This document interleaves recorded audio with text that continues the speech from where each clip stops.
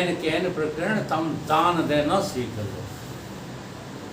कल के 4 पग हैं धर्म के कलयुग में, जिनमें एक प्रधान, जिनमें एक प्रधान। एन कैन प्रकरण दान दिए, तुम कुछ ना करो, केवल एक ही आज्ञा का पालन करो, जो तुम्हारे पास है उसका सबका दान करने लग जाओ। अब उसमें भी बेईमानी करते हो, तो हमारे पास है ही नहीं। अब है नहीं तो सारी जिंदगी करते क्या रहे? कुछ तो कुछ होना चाहिए। ठीक है, तो उसने जो है कहा ठीक है। अब मौका आया, बाढ़ आ गई, बाढ़ आ गई तो उन्होंने कुपा उपा खाली जो है बांध लिया। अब खाली तो बांध लिया, लेकिन वो मन मेघ कसी, वो खूंटा जो है ऊपर ही नहीं था। काहेगा हानि लाभ का, गाएंगे हानि लाभ जीवन मरण, ऐसे अपयस विधि हाथ ऊपर गुहात उठाएंगे। लेकिन लगा क्या है कि हम हमारे बिना लाभ कैसे होगा? हम करेंगे तभी तो लाभ होगा, नहीं तो हानि हो जाएगी। यही सोचकर उसने 2 कुप्पा बड़े बड़े वजन के खाली वाले के संग लटकाए और पूर्व पड़ा। अब बता, डूबेगा कि उभरेगा? और तुम भी ये खूंटा गाड़े चले जाओगे, मर जाओगे तो 84 में जाओगे कि तर जाओगे? दृष्टांत जो है सेठ का है, लेकिन दशा सबकी वही है। मन मेघ कसी ममता की रसी। इसलिए तैरना सीखो। ये वेदांत की सभा तुम्हें तैरना सिखाती है। क्या सिखाती है? ये सिखाती है कि जो बढ़ता है घटता है वो मैं नहीं हूँ। जो उदित होता है और लय होता है, क्षय होता है, जो उदित और अस्त होता है वो मैं नहीं हूँ, वो मेरा नहीं है। मैं मेरा कौन है?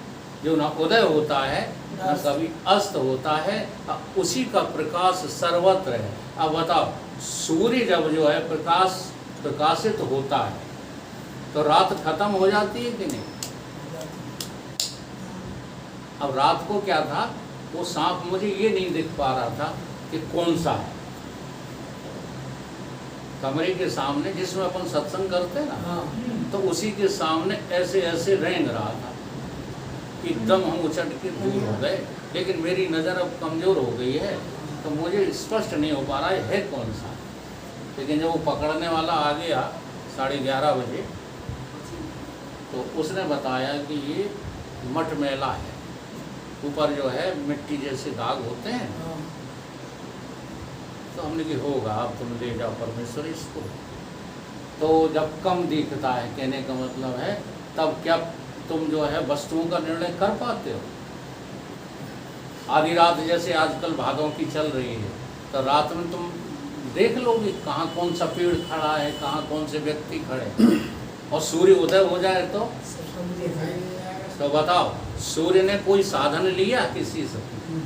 बिना साधन के स्वयं प्रकाशित है और सारे जगत को प्रकाशित कर रहा है।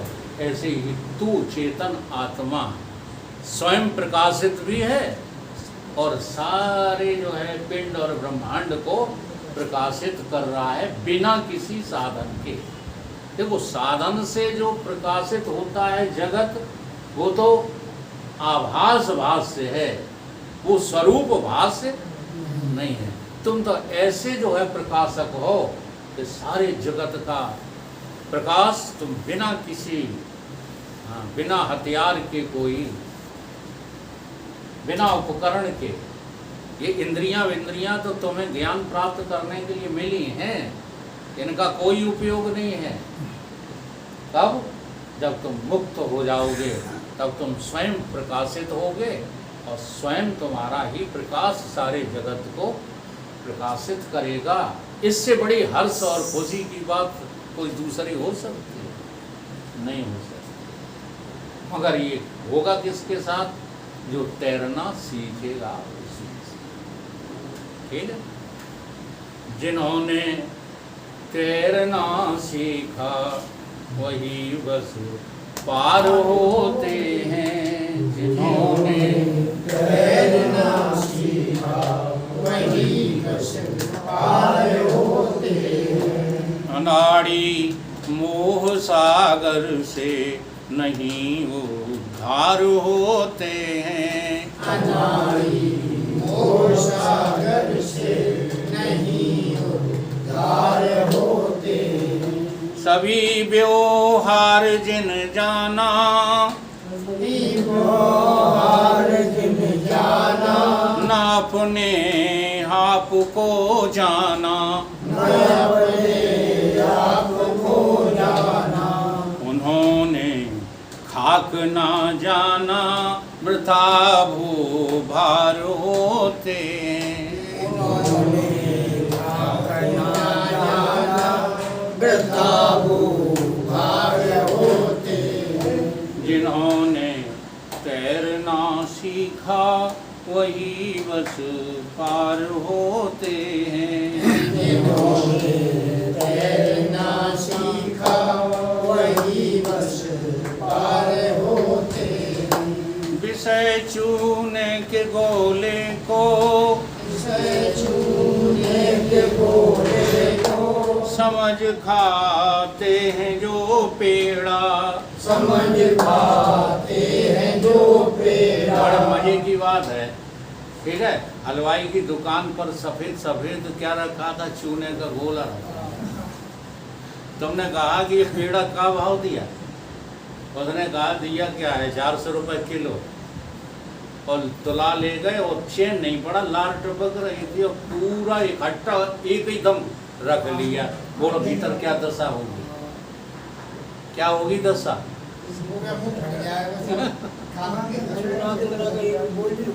और ये संसार क्या है, संसार क्या है? बोलो महाराज कुछ तो, अब नहीं बोलोगे। विषय चूने के गोले को समझ खाते हो तुम पेड़ा। विषय चूने के गोले को समझ खाते हो तुम पेड़ा। वही भव रोग से ग्रस कर सदा बीमार रहते हैं। वही प्रभु से ग्रस्त कर सदा बीमार रहते हैं। जिन्होंने तैरना सीखा वही बस पार होते हैं। जिन्होंने तैरना सीखा वही बस पार होते हैं। नहीं पुरुषार्थ कुछ कीना, नहीं पुरुषार्थ कुछ कीना, रहे प्रारब्ध के बल पर। रहे प्रारब्ध के बल पर। वही बात यहाँ पर लागू करना। तुम्हें आज जो भी दुख हैं, जो भी सुख हैं, सब प्रारब्ध के बल से हैं। तुम्हारा इसमें कोई पुरुषार्थ नहीं। नहीं पुरुषार्थ कुछ कीना, नहीं पुरुषार्थ कुछ कीना, रहे प्रारब्ध के बल पर। रहे प्रारब्ध के बल पर। वही बस आलसी संसार में बेकार होते हैं। वही बस आलसी संसार में बेकार होते हैं। आलसी उसी को कहा गया है, प्रमादी उसी को कहा गया है जो भगवान की ओर नहीं बढ़ते। हमारे शास्त्रों ने उसको आलसी नहीं कहा जो जगत में तरक्की नहीं कर पाते। हाँ, वैसे आलस और प्रमाद व्यवहार में भी लागू होता है, तो दोनों जगह परिभाषा एक ही जैसी है। प्रमाद उसको कहते हैं जो काम तुमने प्रारंभ ही नहीं किया, वो क्या है प्रमाद। आलस उसको कहते हैं काम तो प्रारंभ कर दिया लेकिन डरे डरे हो जाए, धीरे धीरे कल हो जाएगा, परसों हो जाएगा, वो आलस कहलाता है। ऐसे ही आत्मा के बारे में अभी एक कदम चलना शुरू ही नहीं किया, इसलिए आप प्रमादी, यहाँ प्रमादी शास्त्र कहते हैं। वही बस आलसी संसार में बेकार होते हैं। वही सब आलसी संसार में बेकार होते हैं। जिन्होंने तैरना सीखा वही बस पार होते हैं। जिन्होंने तैरना सीखा वही बस पार होते हैं। जिन्हें निज रूप का विज्ञान जिन्हें निज रूप का विज्ञान वही बस शांति पाते हैं। वही बस शांति पाते हैं। हितैषी सर्वभूतों के गले का हार होते हैं। ऐसी सर्वभूतों के गले का हार होते हैं। अनाड़ी मोह सागर से नहीं उद्धार होते हैं। अनाड़ी मोह सागर से नहीं उद्धार होते हैं। जिन्होंने तैरना सीखा वही बस पार होते हैं। जिन्होंने तैरना सीखा वही बस पार होते हैं। इसलिए अभ्यासे नत कौन्ते, इस ब्रह्म विद्या का अभ्यास करना कभी बंद मत करना। किसी लोगों की बातों में आकर के संसार ही सब कुछ है, ये तो सब सनातनियों का ड्रामा है, ऐसा सोच करके कभी संसार की तरफ मत मुड़ जाना। नहीं तो सब किए कराए पे पानी फिर जाएगा।